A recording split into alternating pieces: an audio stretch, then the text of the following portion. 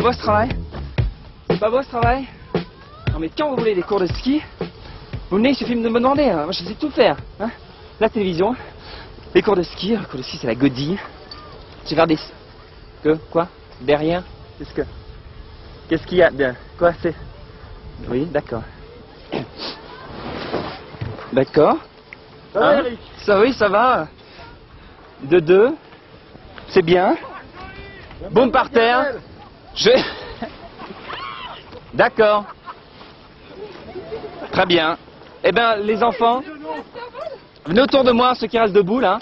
Les enfants, je vous présente les moniteurs et les monitrices de l'école de ski de Montgenèvre.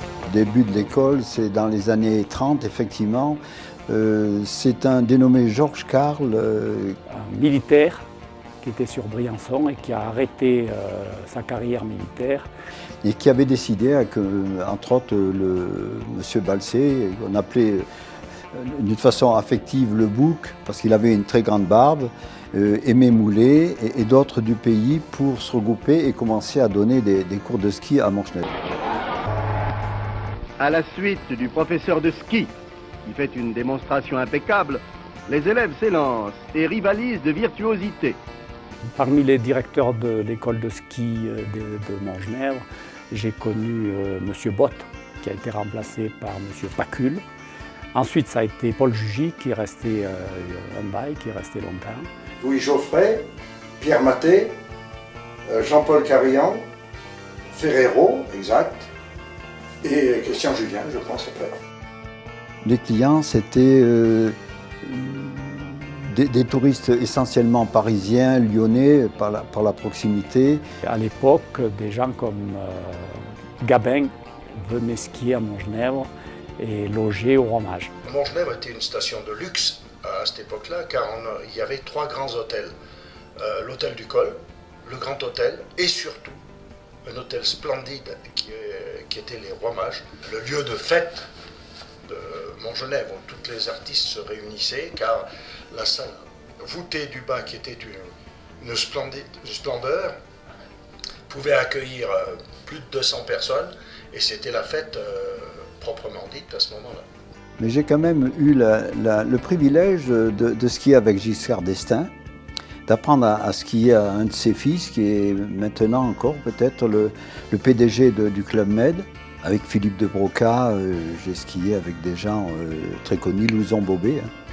Les gens, ils arrivaient avec leurs valises, avec leur ski à l'épaule, et ils allaient à l'hôtel comme ça. Hein.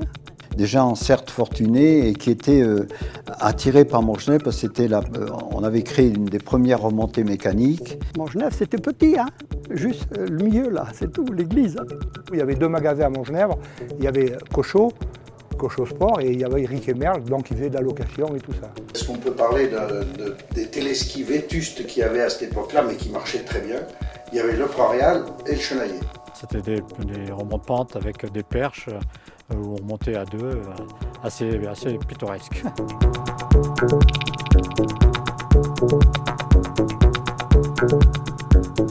Après, il s'est adjoint le télésiège du Chalvet en 1956, qui a été créé le premier tronçon, et le deuxième tronçon a été ouvert en 1957. À cette époque, il n'y avait pas de dameuse comme maintenant.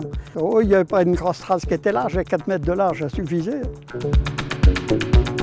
On damait le matin le Parial et l'après-midi, on damait le Chenaillet. Voilà, c'est passé comme ça. En 3 fois, hein, on s'y prenait. Il y avait 1 mètre de neige, hein. Les spatules, elles plongeaient. On partait bien sûr en travers et en faisant des petits pas, parce que le directeur il regardait bien si on ne faisait pas des grands pas, parce que si on faisait des grands pas, ça faisait gronder. Hein. Et après, quand on avait fait bien la trace, on prenait un rouleau en bois, on damait un peu la piste, et après on partait avec nos cours et on damait la piste avec les cours souvent. L'autoski là-bas, et on montait, mon frère il me montait à cette époque-là, là je faisais de l'autoski avec les gens. C'était un câble qui était trié par un moteur à un treuil. Autoski, ça faisait un peu forme voiture, traîneau, entre les deux là. Et après, on allait se boire un bon vin chaud, hein. Ça c'était sacré. Hein.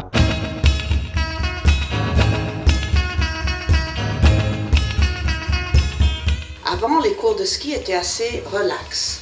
Un moniteur qui avait envie d'aller voir un match de foot pouvait se permettre de quitter le cours, personne ne disait rien ou pas trop. Et les cours étaient répartis de la manière suivante, c'était la classe 7 jusqu'au classe 1, en descendant, le plus fort, et après il y avait le cours compétition. J'ai même enseigné pendant les fêtes, pendant la période de l'équipe de France, parce qu'à ce moment-là, en équipe de France, on ne gagnait pas d'argent. 7 moniteurs, et il y avait 7 classes, 7 moniteurs. Et il y avait des renforts au grand maximum du double pendant les vacances. Peu importe le nombre d'élèves, puisqu'on n'était pas limité, donc on faisait 20, 25, 30, ouais. Pendant les 5 ans que j'ai fait, j'ai eu donné des cours collectifs pendant 2 heures autour d'une cheminée. Hein. Mais ils payaient quand même, ouais, des trucs comme ça, que ça ne serait pas possible maintenant.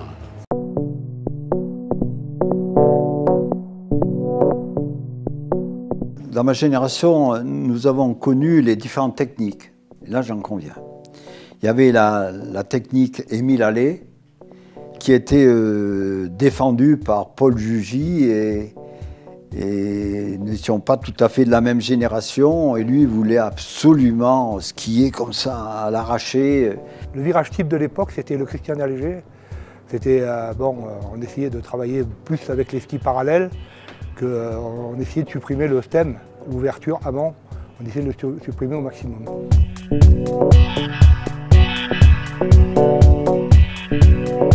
Projection circulaire, on était au virage de Guiperia. Oui, aucun moniteur savait le professeur de l'ENESA savait le démontrer, mais Guy Perria n'était pas présent pour nous le montrer. Alors on lui en a fait quelques démonstrations. Ils étaient assez coriaces quand même, hein, parce qu'ils nous faisaient faire 3 virages méthode Émile Allais et 3 virages Christian Allégé. Donc on nous a appris effectivement de mettre les épaules en effacement pour effectivement gagner des centièmes de seconde dans les slaloms. Ben, la plus grosse évolution, il est bien certain que ça a été quand même la N17 Nevada qui permettait quand même de décrocher facilement. Et après, une des plus grandes évolutions, vraiment, point de vue sécurité, c'était effectivement le stop ski, mais beaucoup plus tard. Hein. Parce qu'il n'y avait pas de sécurité ni rien, il fallait faire plus attention aux clients qui se fassent mal que de leur apprendre à faire du ski. Lorsque vous êtes jeune moniteur et que vous avez une élève mignonne tout plein, une anglaise ou nordique, et qui se retrouve avec le crâne un peu ouvert à cause de la lanière de sécurité, il est bien certain que dès qu'on a eu les stop skis, nous étions beaucoup plus tranquilles. C'était beaucoup plus facile à skier.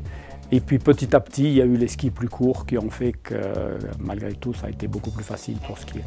À cette époque-là, les skis, ce n'était pas les skis que nous connaissons maintenant.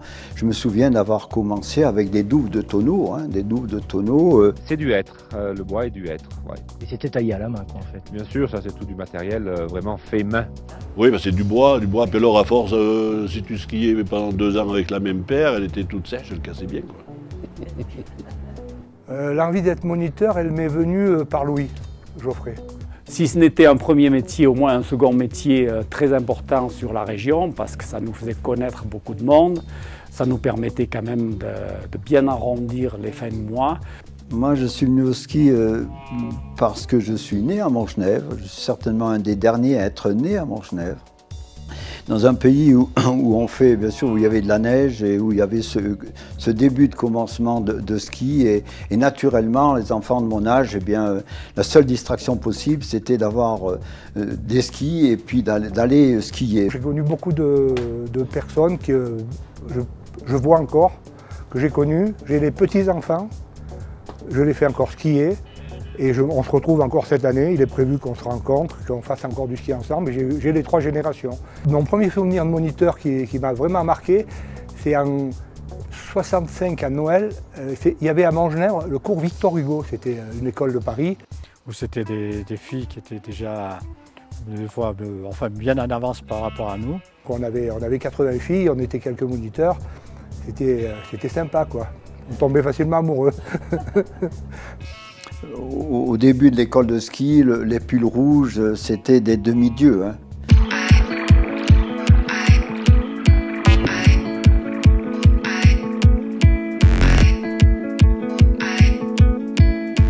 Les monitrices et les moniteurs moniteurs de l'ESF de Montgenèvre ont toujours participé au développement de la station. Ils ont toujours partagé la passion de la glisse et de la montagne. Aujourd'hui, nous pouvons être fiers de notre école et je suis fier de dire que grâce à l'ensemble des partenaires de l'école de ski, des salariés, des monitrices et des moniteurs de l'ESF, eh bien, nous avons une école de ski qui est armée pour l'avenir. Voilà, je voulais vous souhaiter à tous un très très bon vent à l'ESF de Montgenèvre et une très grande réussite à l'ESF de Montgenèvre. Merci.